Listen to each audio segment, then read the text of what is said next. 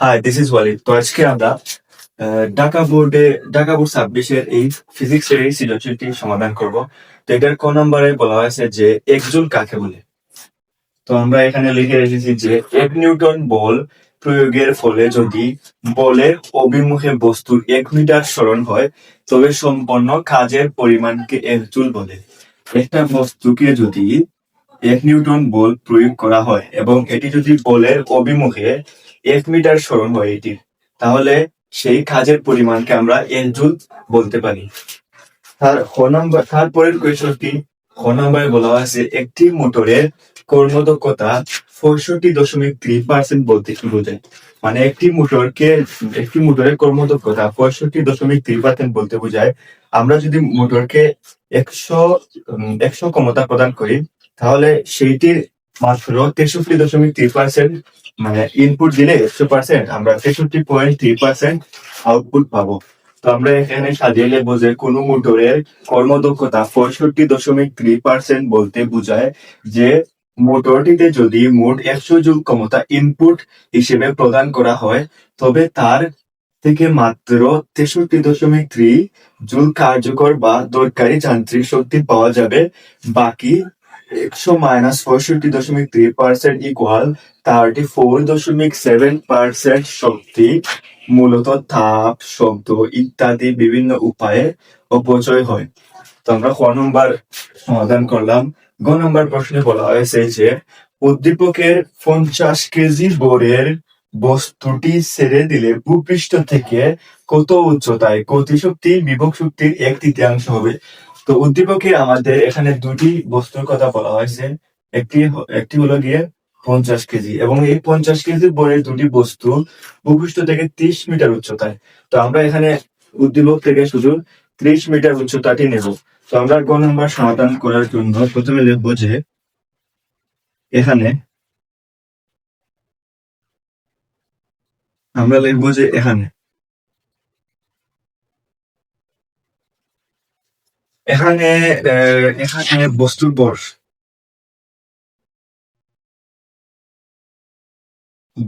ভর H equal বস্তুর ভর M ইকুয়াল এখানে দেওয়া আছে 50 কিলো 50 কেজি। বস্তুর উচ্চতা H ইকুয়াল 30 মিটার। তারপর আমরা ধরে নেব যে দড়ি ভূপৃষ্ঠ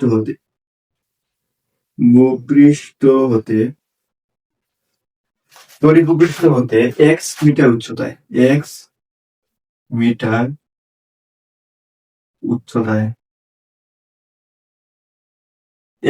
উচ্চতায় বিভব শক্তি গতিশক্তি বিভব শক্তির 1/3 হবে। গতিশক্তি বিভব শক্তির 1/3 হবে। গতিশক্তি বিভব শক্তি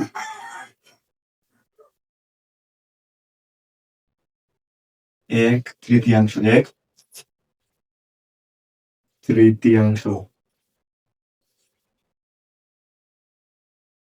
আমরা যদি এখানে চিত্রটা এঁকে নিই তাহলে আমাদের বুঝতে সুবিধা হবে। এখানে আমরা 50 কেজি করে একটি বস্তু 50 কেজি এটা ভূপৃষ্ঠ থেকে 30 মিটার উচ্চতায় আছে। এটা হলো গিয়ে ভূপৃষ্ঠ থেকে 30 মিটার উচ্চতায় আছে। 30 মিটার H ইকুয়াল 30 মিটার। এখন আমরা এখানে রাখা হয়েছে 50 মিটার উপরে। এখন আমরা ধরে নেব যে এখানে x মিটার উচ্চতায় বস্তুর গতিশক্তি বিভব শক্তির 1/3 হবে। তো এখানে যদি x মিটার হয় তাহলে এখানে উচ্চতা হবে 30 মাইনাস x মিটার। তখন আমরা লিখবো যে প্রথমে লিখবো বিভব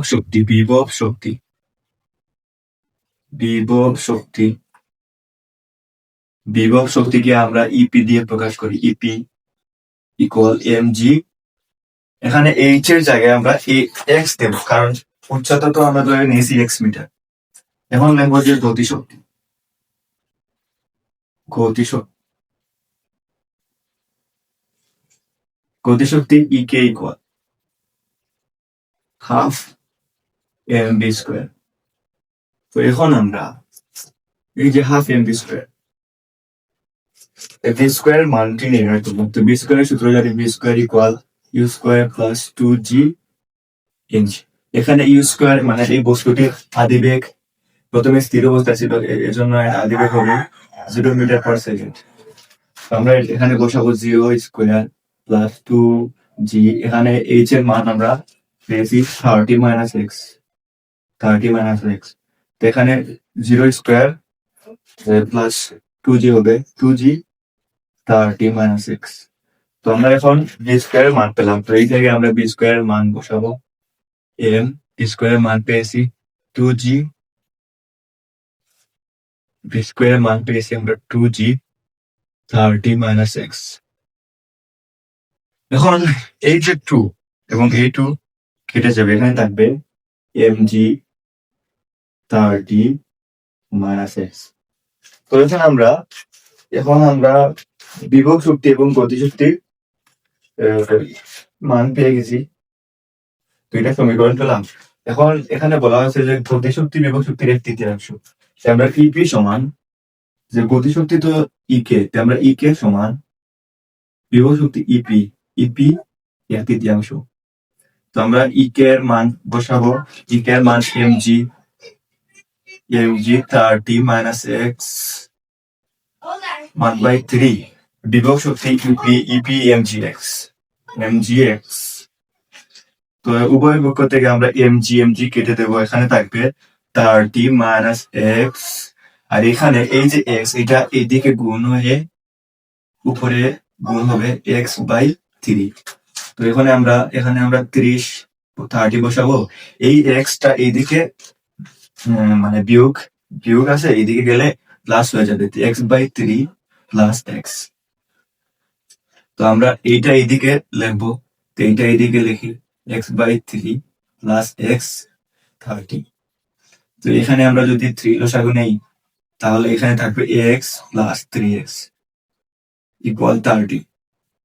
এখন আমরা উপরে আমরা পাবো 4x, আর এদিকে এটা যদি আমরা গুণ হয় তাহলে আমরা পাবো 90। এখন আমরা x সমান লিখবো 90/4। সুতরাং x ইকুয়াল আমরা পাবো 22.5। এটাই আমাদের আনসার। তো আমরা 22.5 পেলাম, এটা উত্তর। আমি একটু দেখে নিই।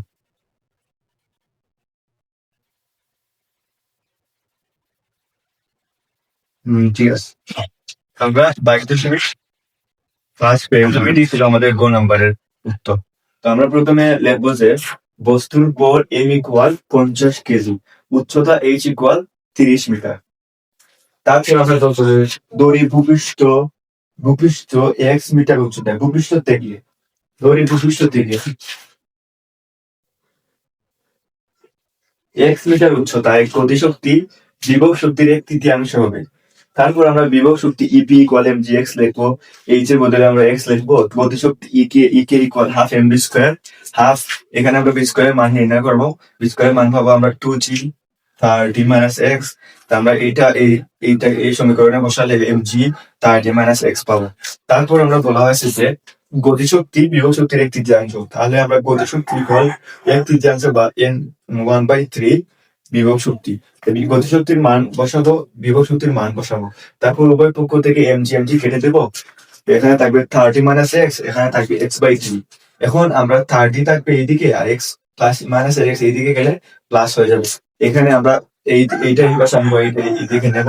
এখানে আমরা পাবো লসাগু নিয়ে x প্লাস 3x/3 ইকুয়াল 30। এখন উপরে আমরা মানে একটা এক্স এবং তিনটা এক্স হবে 4টি এক্স, আর এইদিকে এটা আর গুণ হলে 90 হয়ে যাবে। এখানে থাকবে এক্স, এটা এইদিকে গুণ সম্পর্ক আছে, এইটা এইদিকে গেলে ভাগ হয়ে যাবে। তো এখানে আমরা পাবো 22.5। এটাই হলো গিয়ে আমাদের আনসার। এখন আমরা পরবর্তী প্রশ্নটি সলভ করব।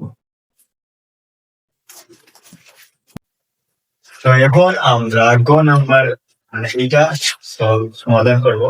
তো এখানে বলা হয়েছে যে উদ্দীপকের বস্তুদ্বয়কে ছেড়ে দেওয়ার পর সে এক সমান হবে কিনা গাণিতিকভাবে বিশ্লেষণ করো। তারপর উদ্দীপকে বলা হয়েছে একটি কপি করে এক পাশে 100 কেজি এবং অপর পাশে 50 কেজি বইয়ের দুটি বস্তু 50 কেজি বইয়ের দুটি বস্তু ভূপৃষ্ঠ থেকে 30 মিটার উপরে একটি সুতা দ্বারা স্থির অবস্থায়। তো আমরা প্রথমে বুঝতে সুবিধার্থে চিত্রটি এঁকে নিই। এখানে একটা কপি কল দেওয়া আছে, কপি কল।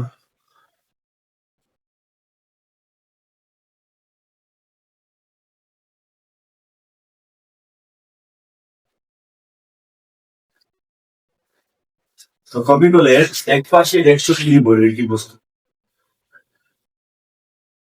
এক পাশে 100 কেজি একটি বইয়ের বস্তু, 100 পিস, এবং অপর পাশে 50 কেজি বইয়ের একটি বস্তু।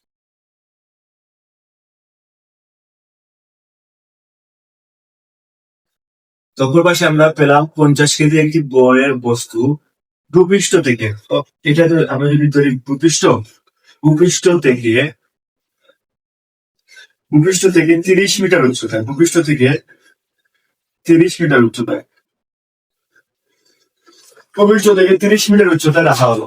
আচ্ছা, ভূপৃষ্ঠ থেকে 30 মিটার উচ্চতায় রাখা হলো। বস্তু দুটিকে ছেড়ে দিলে 100 কেজি বরের বস্তুটি 2 মিটার নিচে এবং 50 কেজি বরের বস্তুটি 2 মিটার উপর।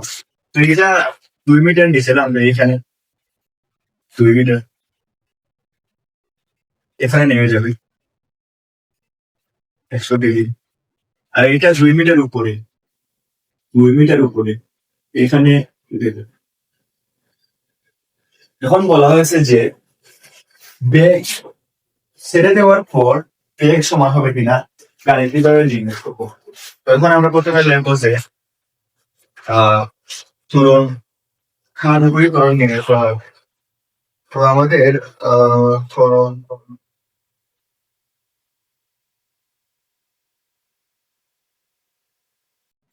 ত্বরণ আমরা নির্ণয় করবো। আমরা লিখবো যে কপিকল সিস্টেমে, কপিকল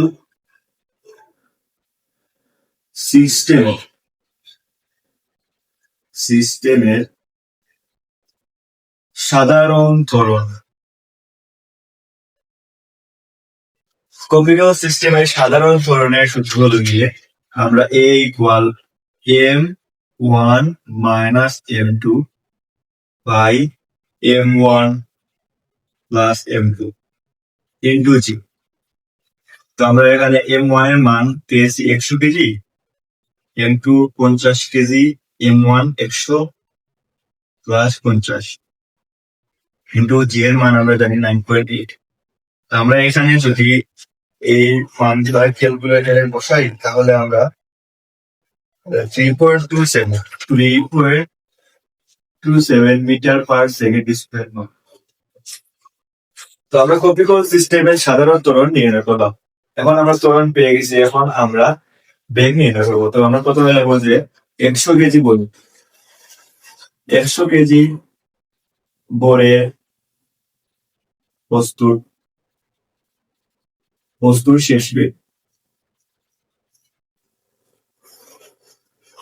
শেষ বেগ v square equal u square plus 2as। এখানে এই যে বস্তু দুইটি রয়েছে, এই দুইটির আদি বেগ অর্থাৎ ইউ, দুইটির 0। আমরা এখানে 0 লিখবো, 0 স্কোয়ার প্লাস 2 ইন্টু আমরা ত্বরণের মান পেয়েছি 3.27 ইন্টু আমরা এস এর মান পেয়েছি 2 মিটার। তো আমরা 2 মিটার বসাবো। এইখানে আমরা বা দিয়ে বি ইকুয়াল রুট ওভার, এই যে স্কোয়ার আছে এটা এদিকে গেলে রুট ওভার হয়ে যাবে। তো আমরা এটাকে যদি আমরা গুণ করি তাহলে আমরা যদি এটাকে ক্যালকুলেটর তুলি আমরা পাবো 13.08 এবং এই 13.08 কে আমরা যদি রুট করি তাহলে রুট করলে আমরা পাবো 13.08, 3.62 metre per second, 3.62 metre per second এখন আমরা 100 কেজি বরের বস্তু ব্যাগ নির্ণয় করলাম। এখন আমরা লিখবো যে 50 কেজি 50 কেজি বরের বস্তুর শেষ